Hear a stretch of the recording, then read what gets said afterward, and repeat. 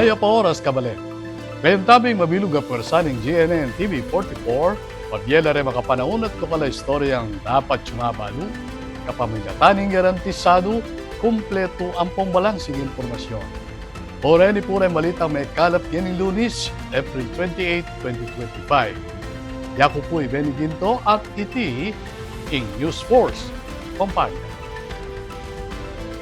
King Balen Concepcion, King Tarlac, nireklamo na ning meto nga basketball coach, king dating alkalde ning Balen, dikil king illegal kanong demolisyon king building. ID report. Inyang Webes, April 24, minarapya king media, ing 62 anyos ay Benjamin Soriano o mas kilala bilang Coach Benny, a dating basketball coach. Iti kay bat ning ana mabulan manibat inyang magsampayang kaso, king Office of the Ombudsman, king pamaglabag king Republic Act 3019 Section 3 o Corrupt Practices of Public Officer laban king dating alkalde at ngayon ipapaintungo la mayor ning Concepcion Tarlac ay Andy Lacson. Pepalwal niya kasi kanong utosing komisyon kang Lacson na magsumiting counter affidavit kaugne ning kaso. I received a letter from the Ombudsman a few days ago informing me na na-approve nga yung final kong kaso. October 10 pa po yun, nung final ko. 6 months ang inabot bago napirmahan. I hate corruptions. Tapos ito nga, pinag-iba niya yung water district na walang proper papers, hindi dumaan sa eksaktong channel. May na dapat walang demolition permit. Kasi nalaman ko yan, nag-hearing sila sa Sangguniang Bayan office eh. Maswelo ako ni Soriano king kimot ning kaso. Megsilbi ang complainant bilang administrative officer inyang panahuna Vice Mayor Ray Lacson at megluat meging alkalde.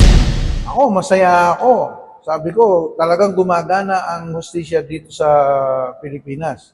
Gumagana. Akala ko natulog lang yan. Akala ko dahil sa tagal 6 months bago nagkaroon ng resulta. Nawala na ako ng pag-asa. Pero ngayon nakita ko, may pag-asa pala, pwede pala. So ngayon, kailangan sagutin niya to. At ewan ko kung masasagot niya na maayos. October 2024, inyang idemanda ng Soriano Lacson kaugnay ning illegal kanong pamag-demolish king dating building ning Concepcion Water District o CWD king Barangay San Nicolas, mitalakad inyang 1993. Ing amanwang building, mitalakad ya king gabon kanong bandi ning LGU. 2015, linipat yang bayong lokasyon ng CWD at mi-turnover yung building king LGU kaya bereng gamit opisina. King sworn affidavit ng Soriano, sinabi na inyang 2019, lalam ning administrasyon ng Lacson, inyang umpisan kanu ing ditak-dita ka pa mag-demolish king struktura. Agpang kang Soriano, mitok ng kanuing demolisyon, pero reng materialis king amanuang building, may walala kanu at maging reng gamit opisina. Kawani Ketty, sinabi na pang Soriano na alaya kanung request o permit for demolition at inventory and inspection report ng LGU inyang i-demolish siya ing building. Sa pinag-iba lang niya, eto nakakapagtaka. Bakit niya pinag-iba? Asan yung mga materialis ng pinag-ibaan? So ngayon po, nag-file kayo ng kaso sa Yes. Office of the Ombudsman. Yes, because I saw, I'm not sure pero kasi pumunta ako sa kanila, hindi ko alam na bahay pala niya. Nakita ko yung mga bakod doon sa bagong structure na bagong tayong bahay. Yung bakod doon, galing lahat ng pinag-ibaan ng water district. Kasi siya yung kulay Siya yung kulay ng mga yero.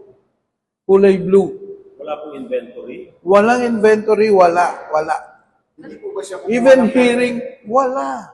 King pamamuntukan na kanong Lacson hanggang 2022, ala kanong milyaring aksyon, bang makibatan nung ninureng at king gulot king illegal kanong demolisyon ating pangawala dareng materialis at gamit king kilog na nito.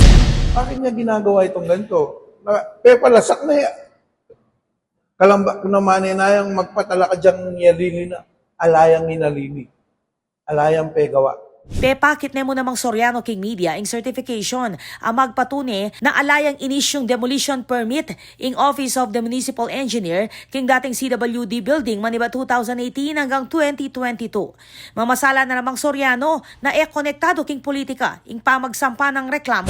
Sometime in October last year, nung nag-file ako ng kaso. Because I was thinking na hindi na siya tatakbo. Kasi pinahilan niya ako ng kaso eh. Irrelevant dito sa Yes, eleksyon. irrelevant.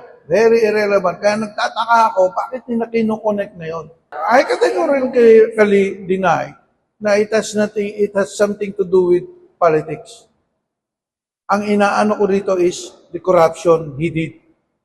Yun ang nirereklamo ko na hindi alam ng mga tao. At yun ang inaapil ako sa mga tao. He did something wrong na dapat ayusin niya at linawin niya. Samantala, baya pa man magsampang kaso si Soriano laban king dating mayor, minuna na ning dinemandang lakson ni Soriano a 42 counts ning cyber libel, uli kanu kareng pamanyira ning mestra king dating alkalde king social media. Bage ape payalya ng Soriano, ibat king 42 counts, 33 na kanu ing may-dismiss. Inya kumpiyansa si Soriano na mabasura nala reng mitataga na siyam pang kaso. Siyam na po rin ang mimitagan. Ketang 42. Out of 42 counts, siyam na po. So that ang may dismiss na. May dismiss na po. Yes. Optimistic ako na madidismiss ang mga yun. Kasi nga, sabi ko nga, hindi ko naman siya minention na pangalan eh. Bakit na ako'y cyber libel? It was just an harassment. Man mag-attend kang hearing. 4 ng hearing. May kaapekto kanu itiking kabulasa ng Soriano, kawani paketi migaga na kaya kanu king seguridad ning kayang pamilya. Magtaka ko, bakit pitripa na ako? And it took toll on my health. Doon bumagsak ang health ko. Kasi nagulat talaga ako eh. Last year, nakikita ako sa plaza, nagko-coach, nagdidirect ng palarong pambayan. Now, this year, they never saw me kasi nga, bagsak na ang katawan ko. Hindi na kaya. Security and my family. Ito po yung first and foremost concern ko ngayon. Kasi, for how many nights, ating pong dadalang kay ngarap ng bali, alanganin pong oras. Sumangit ding health condition, determinado yung Soriano na isunduin kayang laban, libuta da rin ata tanggap ka ng bashing o kritisismo lakwas king social media. I-prepare kayo pa po in slaughterhouse. Ito po, itong niya po ito. I cannot divulge yet the nature of it because it's still in the process pasamasang kayo pa po kayong kanakong abogado pero sa kinuwento ko na kayong abogado nung nano yung nature na ning complain ko kaya. If you are listening, and I know you are listening, this is for you. Dahil mo yung gawa mo ka na kasalasali siya kung tao, kasi kang kung tao, penganyan mo ko. Ano mo ngikwa mo kanyan? What is there for you to gain kayong gawa mo ka na? Ka man magatin kayong hearing. Patang kaya, yung gawa mo pa, pinost mo kan kayong Facebook, ongoing niya yung kaso, pinost mo kayong Facebook dito hanggang papeles about your complaint on me. Samantala, panikwana niya papasyag ning news team, i-mayoral candidate Andy Lacson, dikil king isyong iti. Ako po, Patricia Mamangon para King News Force Pampanga. Balitang tutuking balen, susuyo. Lakwas sa pasik na nga ng Clark International Airport Corporation o SIAC, ing turismo at ekonomiya king rehiyon kapamilatan ng Clark Aviation Capital Project. Ay report ng Patricia Mamangon. Pepasyag na lang Clark International Airport Corporation o SIAC President and CEO Jojit Alcazar. Reng kabayong proyekto at programa ng ahensya kareng miyembro ng Central Luzon Media Association o CLMA Pampanga Chapter at kapisanan ng mga broadcaster ng Pilipinas o KBP Pampanga Chapter king metong nga media roundtable discussion aganapan king Ciudad Angeles. Keti, pepasyag na lang Alcazar ren progreso ng Clark Aviation Capital. Meto nga mani mo ng proyekto, alayong gawan niyang sentro ng aviation, logistics at komersyo. In 2,367 na hektaryang gabun, api bandyan ng gobyerno. ito nga yung tinatawag nating Clark Aviation Capital, no? Ginagaya natin dun sa mga ibang bansa na hindi lang airport na nandun, pero buong urban development po. So yung business tourism na sinasabi mo, pagka tayo po merong World Trade Center or Convention Center dito, it will drive tourism to the Philippines and to the region, no? Yan pong MICE na tinatawag, no? Napakalaking industriya po niyan. Makakita nyo, mapapansin nyo yung mga conference or kayo kahit na-imbita kayo sa mga ibang conference, parati nasa Hong Kong, Singapore, o Thailand. Sa pag-establish po ng infrastructure na masupport yung industriyang yan, hopefully magkaroon ng magandang share ang Pilipinas in terms of visitors for these conferences. Kabilang kareng inisyatiba, ing pamanalakad ng National Food Hub, World Events at Entertainment Center at programa para king urban renewal at heritage conservation. Ing Clark Aviation Capital, akakitya bilang susi king pamagpasikaning operasyon ng airport, pamamuklat kapanintunan at panyulong ning ekonomiya ning rehiyon. Ako po, Patricia Mamangon para King News Force Pampanga. Balitang tutuking Balen, susuyo. Kay katanim ang silipan ng opening ceremony ng Cloud Staff Sports Fest 2025, King Report ng Patricia Mamang.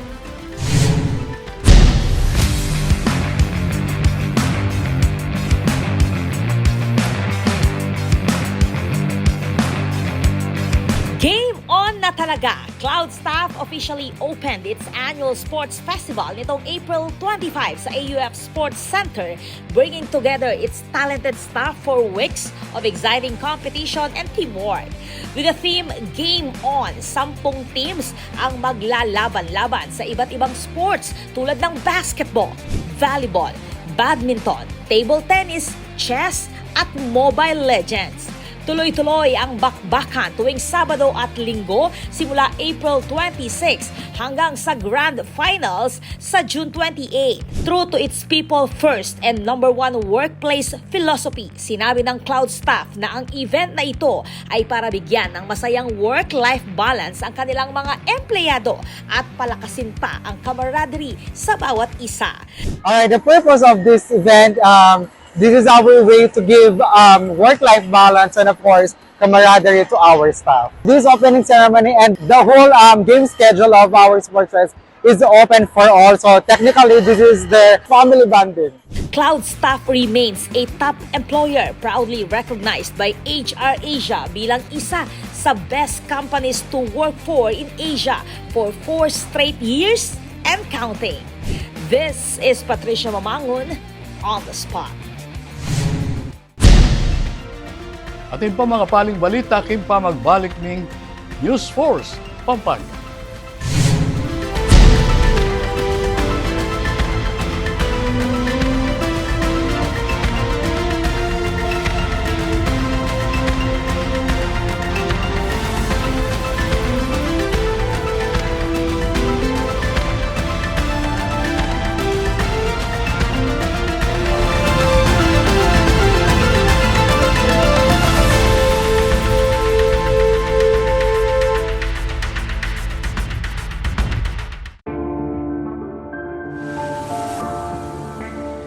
Sabi nila, wala ka daw ginawa nung nakaupo ka sa Senado.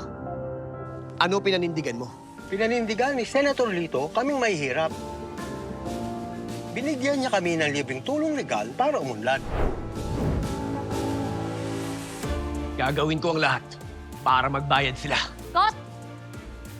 Ang sabi nila, artista ka lang. Ano bang magagawa ng isang action star? Marami nang nagawa si Senator Lito. At ang isa dito ay yung pag-aksyon niya para sa kapakanan naming mga manggagawa. Ang sabi nila, hindi ka daw nakapagtapos sa pag-aaral. Paano mo kami matutulungan? Hindi nga siya nakapagtapos, pero ginawa niya ang lahat para kami ay makagraduate na! Ilan lang yan sa maraming nagawa ni Senator Lito Lapid. Dumanas ka man ng hirap. Lahat ng sabi-sabi sa'yo, inaksyonan mo. Kung ako'y nakaahon, kaya nyo rin. Kaya natin lahat lumaban at tumunlad. Tatak Lingkod Lapid, Supremo ng Senado. Lito Lapid, number 35 sa Balota.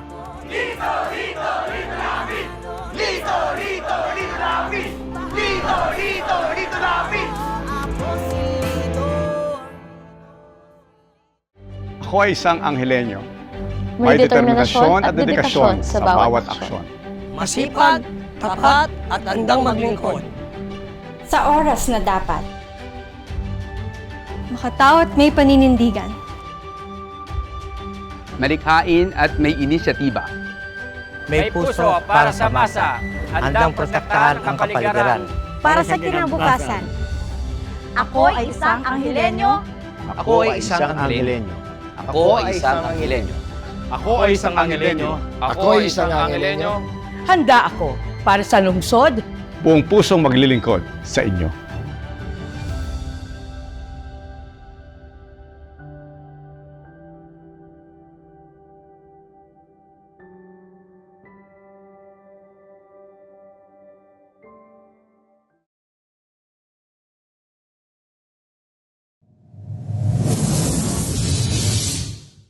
Panandamaning El Nino.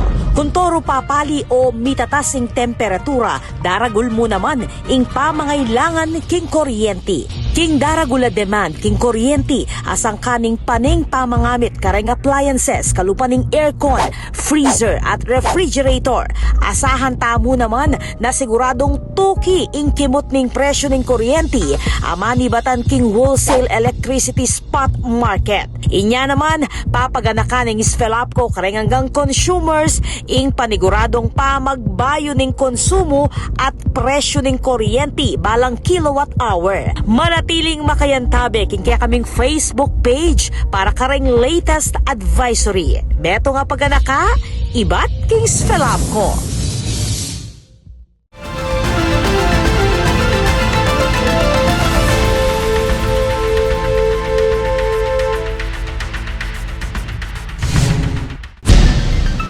Dini pa rin balitang dapat tamong tutukan.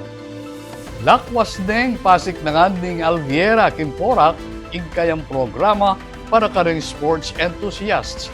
Ay report ng Patricia Mamango.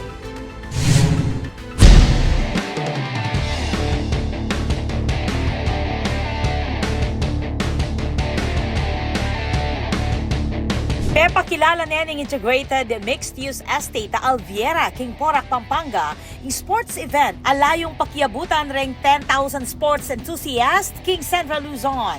The program was inaugurated with the Alviera Racquetball launch, attended by athletes, partners, and community leaders. The event featured activities in tennis, badminton, and pickleball at the Alviera Country Club. We have sports enthusiasts playing tennis, badminton, and pickleball from April until June. But here in Alviera, we plan to make things bigger and we want to be the center for lifestyle community events and sports activities here in Central Luzon, no? From Pampanga and beyond. Manang panging Alviera miyayaliwang indoor at outdoor sports facilities para kareng hanggang edad at level ng training. Keti king Alviera Country Club at chula ring court para king tennis, badminton, multi-sport court, gym, swimming pools, wellness amenities at ring family-friendly lugar. So besides the Alviera Country Club, where we have our facilities, in Alviera throughout the year, we will be launching other activities as well. So besides the racket sports, we will be having a series of football, frisbee, duathlons, and trail runs happening. So we really want everyone to think that when there is a sports activity that they want to do here in this side of the Philippines, the country, that they will think about Alviera. Outside the club, the new open grounds are available for football, frisbee, jogging, and pet-friendly activities along with a driving range for golf and a kart racing circuit for motorsports. There's also a 5-kilometer bike and nature trail for cycling, duathlon, and trail runs.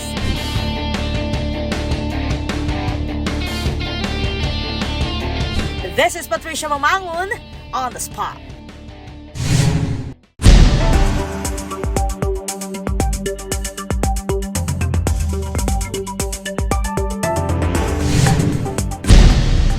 Kakatamong pakibaluan ng bilining panahon king lalawigan, kilo 24 oras. Agpangking pag-asa linubneking Philippine Area of Responsibility metong nga low pressure area banda General Santos City. Pero sabi ni pag-asa mababa yung chance ng maging ang metong bagyo iti. Samantala king Luzon naman at king alawapang lugar king bansa, asahan taming malisangan at mapaling panahon. Manibatabak hanggang gat panapon. Dapat asahan tamo mo rin pamanuran bandang bengi.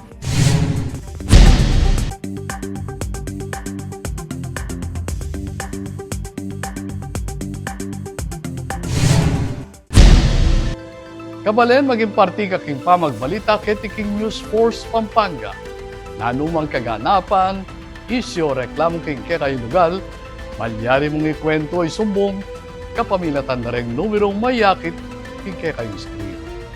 Malyari mo namang mag-post king kaming Facebook account.